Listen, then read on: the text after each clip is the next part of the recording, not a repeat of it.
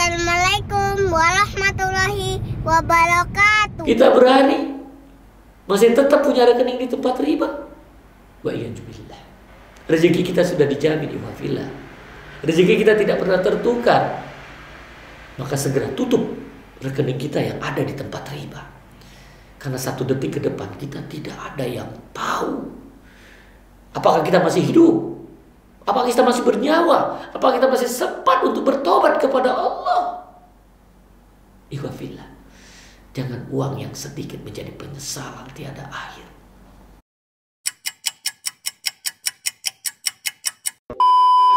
Bismillahirrahmanirrahim. Assalamualaikum warahmatullahi wabarakatuh.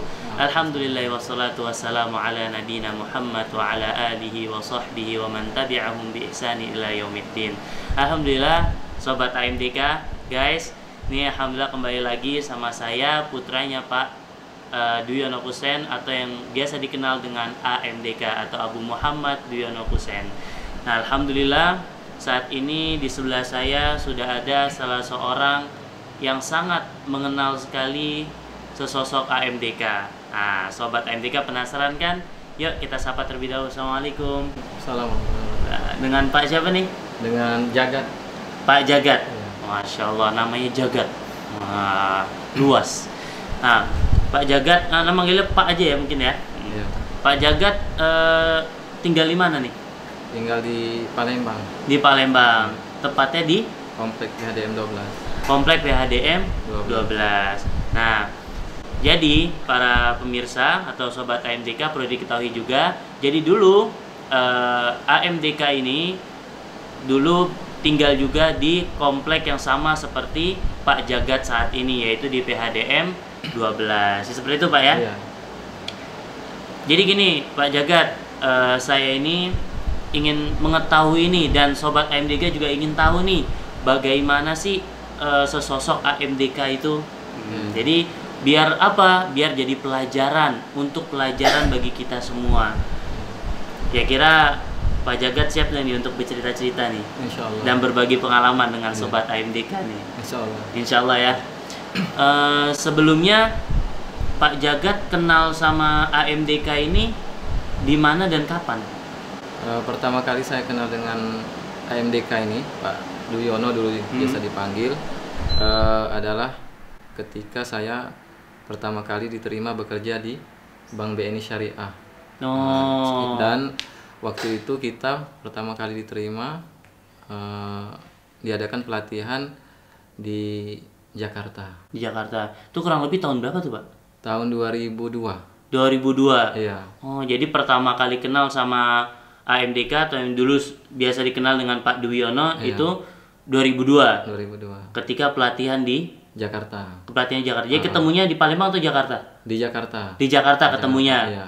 Ternyata ketemu lagi di Palembang. Ya, pas di Jakarta kan pelatihan, Mm-hmm. kita nggak tahu itu.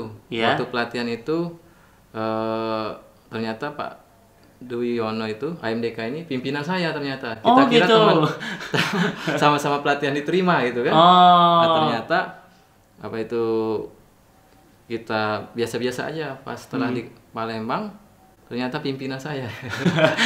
Ternyata sama-sama pelatihan penerimaan. Jadi dulu awal penerimaan tuh. Ya, saya fresh graduate diterima di BNI Syariah, sedangkan AMDK Pak Duyono ini hijrah dari bank konvensional. Oh, jadi kalau Pak Jagat dulu memang belum kerja di Bank BNI? Belum ya. Jadi baru Iya, pengajuan fresh ya. graduate, iya. Kalau Pak Duyono ini atau AMDK ini hijrah. Iya, hijrah. Oh, jadi bisa dibilang Pak Jagat ini kenal sama AMDK ini pas awal hijrah berarti Iya, ya. pas awal hijrah.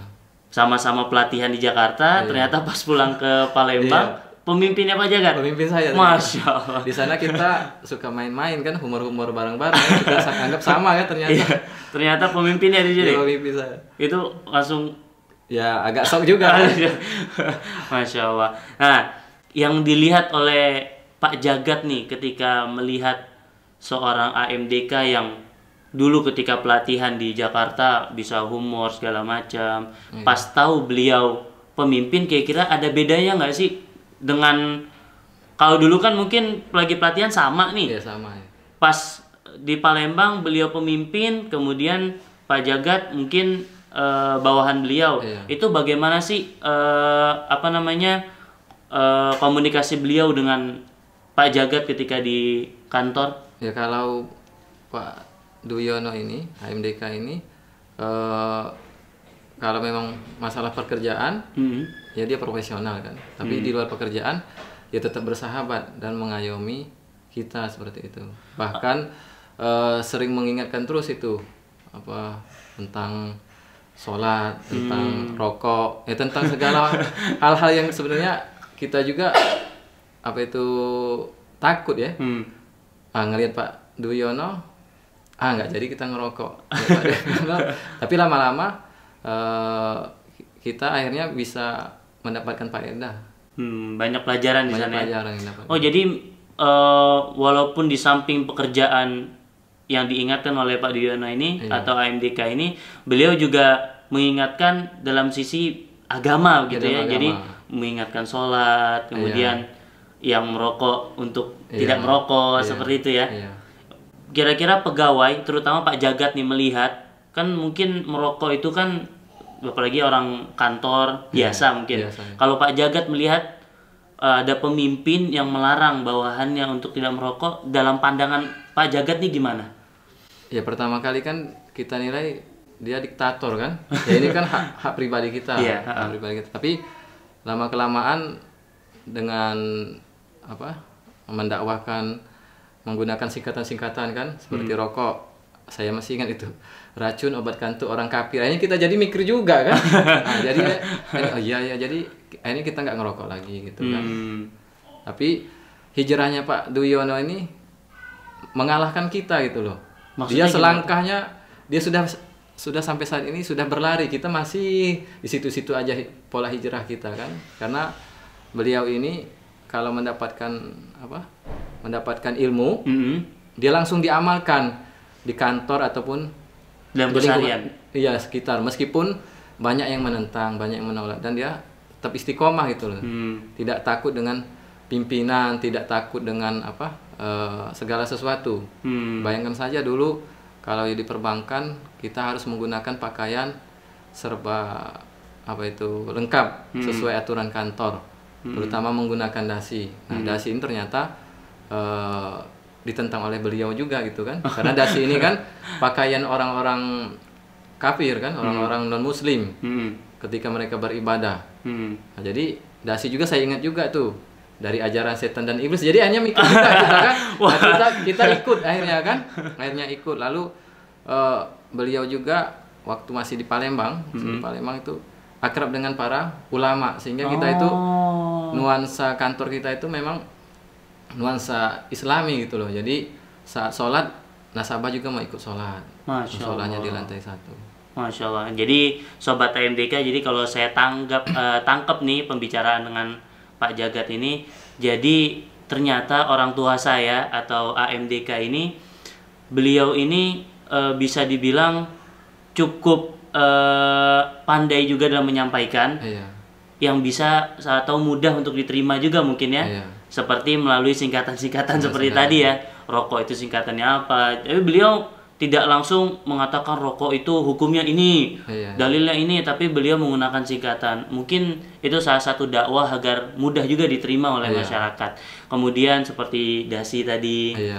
Berarti memang ketika beliau menjadi pemimpin, itu yang namanya rokok di kantor itu memang tidak ada ya? Tidak ada sama sekali. Jangan coba-coba itu. Oh jadi kita pun kadang-kadang teman kan baru isap sekali ngelihat ada bayang Pak Dwi udah dibuang tuh. Bahkan termasuk kotak-kotaknya juga itu dibuang. Takutnya karena kan Pak Dwi suka menggeledah juga kan.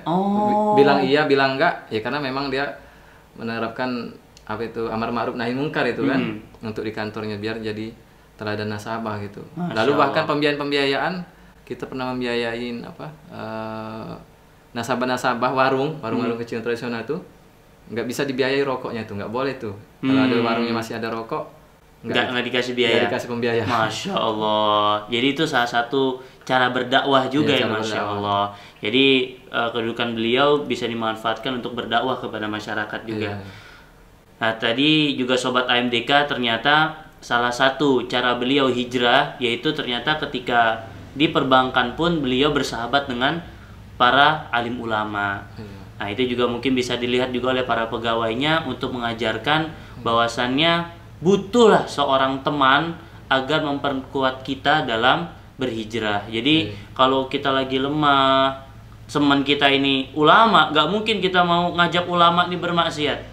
Pasti kita langsung diingetin juga sama ulama. Mungkin itu salah satu kenapa mungkin beliau AMDK ini berteman dengan alim ulama.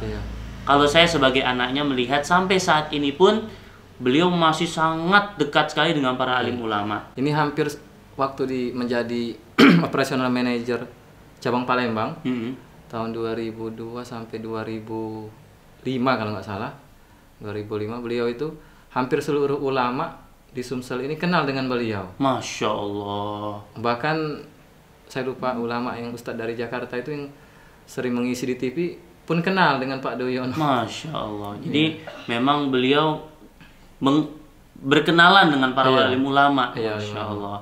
Nah, itu kalau Pak Jagat melihat kira-kira selama Pak Jagat kenal dengan AMDK ini, pelajaran yang paling luar biasa yang bisa didapat dari perjalanan hidup beliau itu apa kira-kira? Yang pertama saya lihat bahwa yang dia sampaikan tidak mudah marah. Tidak mudah marah. Ya, dia sering berkata, sering jangan marah gitu kan. Lalu yang kedua adalah disiplin. Beliau sangat tidak senang orang yang tidak disiplin. Lalu yang ketiga adalah berani berkata benar. Jangan katanya. Harus menggunakan data dan dalil. Jangan katanya atau yang tidak bisa dipertanggungjawabkan. Kalau zaman sekarang bilangnya hoax lah gitu. Lalu yang keempat tetap istiqomah. Nah, yang saya lihat itu AMDK ini tetap istiqomah dimanapun, kapanpun.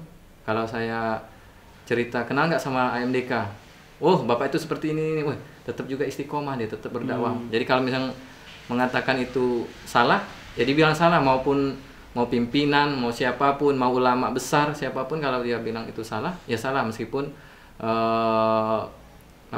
dia menyampaikan, banyak orang yang nggak suka. Bahkan kadang-kadang juga ulama nggak berani mengatakan. Salah satu umpama yang sering disampaikan adalah bahwa bunga bank riba.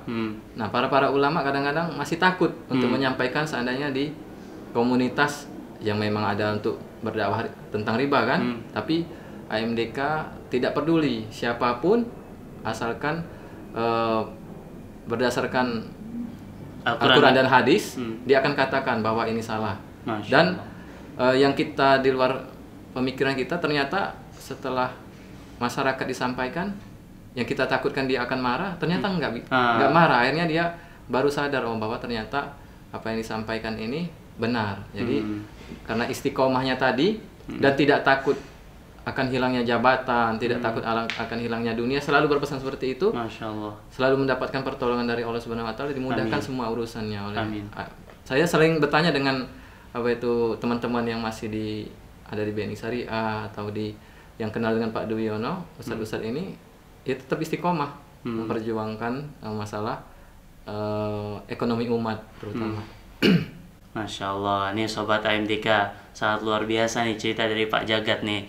Nah, insya Allah bisa jadi pelajaran untuk kita semua, terutama saya sebagai putra dari AMDK. Saya sendiri pun belum banyak juga tahu perjalanan hidup beliau selama di Palembang, karena dulu saya pas di Palembang itu masih kecil. Ya, mungkin Pak Jagat juga tahu. Karena banyak pegawainya juga yang saat mengenal keluarganya AMDK. Dia saya di Palembang dulu masih kecil. Nah, ini saya baru dengar sendiri nih, ternyata banyak yang nggak suka sama AMDK ternyata. Gitu ya Pak Jagat ya. Nah, semoga sobat AMDK bisa mengambil banyak pelajaran dari cerita dari Pak Jagat ini. Sebenarnya masih banyak nih yang ingin saya gali lagi, namun karena terbatasnya waktu, insya Allah di lain kesempatan nih Pak Jagat, terima kasih atas informasinya. Saya ucapkan syukron jazakumullah khairan, dan semoga sekali lagi sobat AMDK terus berjuang untuk berhijrah dan istiqomah di atas jalan yang benar. Kita tutup dengan doa kafaratul majlis. Subhanakallahumma bihamdik asyhadu an la ilaha illa anta astaghfiruka wa atubu ilaik. Assalamualaikum warahmatullahi wabarakatuh. Salam.